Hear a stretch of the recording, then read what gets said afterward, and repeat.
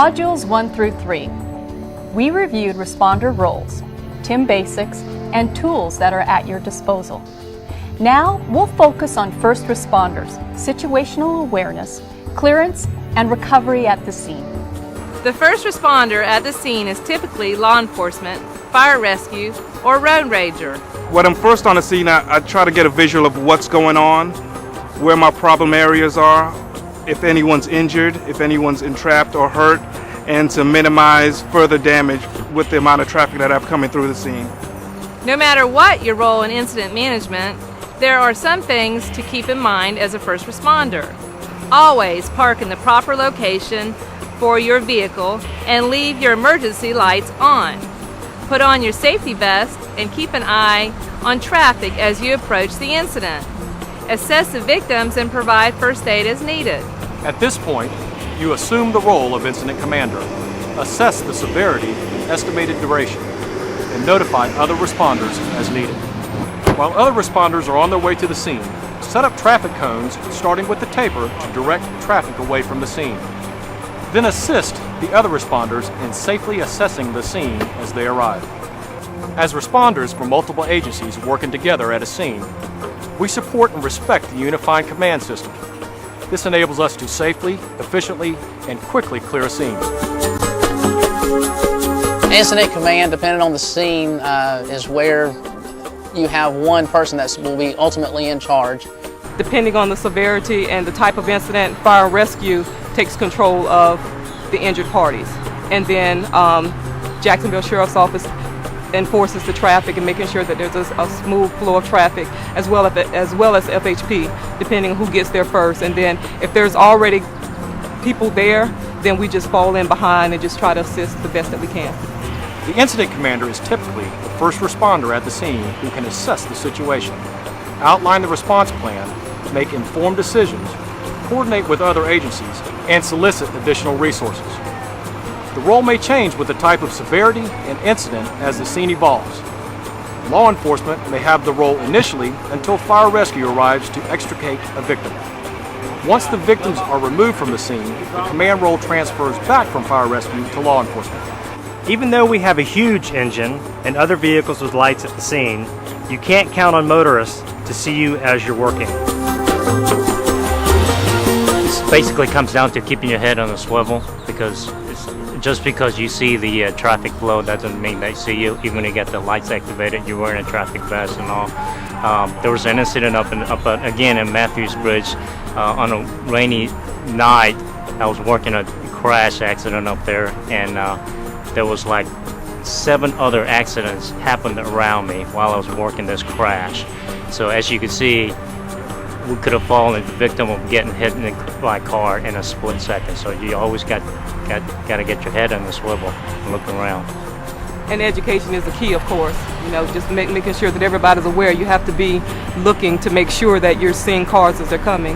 And that people see videos with officers standing on the side of the road getting hit by cars, but then you see those positive ones too, where you constantly see the officer looking back to see what the traffic looks like behind them. I mean, it works. It helps a lot. You just have to keep your head on a swivel to keep an eye on traffic while you're working the scene. You got to keep looking. You have to be paying attention all the time as to what's going on around you, because it changes on a second-by-second basis. You know, I mean, there's cars there that weren't there 30 seconds ago. There's all these things. You have to be paying attention to all of this and paying attention to what's going on with the patient. You've got to keep an eye on traffic and assess the scene periodically for changes. Even if they do see you, they don't always pay attention. You still have those ones that aren't really paying you too much of any attention, and you can't necessarily go after them to write them a ticket and say, "Did you not see me here? You know, you need to slow down." So you just have to be really careful on any scene that you are, and making sure that you're watching what's coming up behind you. So the faster we can clear the travel lanes and get the incident off the road, the safer we'll all be. You want to clear the roadway to protect the people. You want to clear the roadway as soon as you can. If nobody's injured, then the next priority is to get that roadway cleared to prevent any further crashes. What I do to clear traffic lanes is ensure that all the vehicles involved in the crash are drivable. If they're drivable, we will drive them ourselves or ask the driver, if they're not injured, to remove the vehicle from the crash lanes into the safety lane. If it's not drivable, our vehicles are equipped with push bumpers, which we can utilize the push bumpers to push the vehicle out of the traffic lane to ensure the flow of traffic. If we can free up the roadway and get traffic moving, that's not going to allow them an opportunity to sit in the road. And if that means that I've got to get a tow truck there immediately, or we have push carts on our police cars, if I need a deputy that has a car to get to me as soon as possible, we'll utilize that piece of equipment to clear that road. Our sole responsibility is the quicker we clear that road and obviously get the medical resources to those folks if need be, the quicker we can take care of the scene and take care of those folks and get everything back to normal. You know how people joke about comparing things to driving by an accident?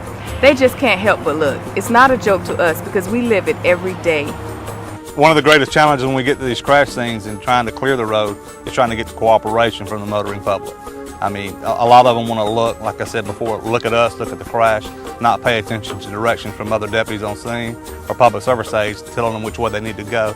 They tend to focus. That's one of the most frustrating things that happen on the scenes is trying to get people to listen to you. Because once again, we're trying to keep everyone safe, preserving the evidence we have to preserve, and get these people around the crash scene safely.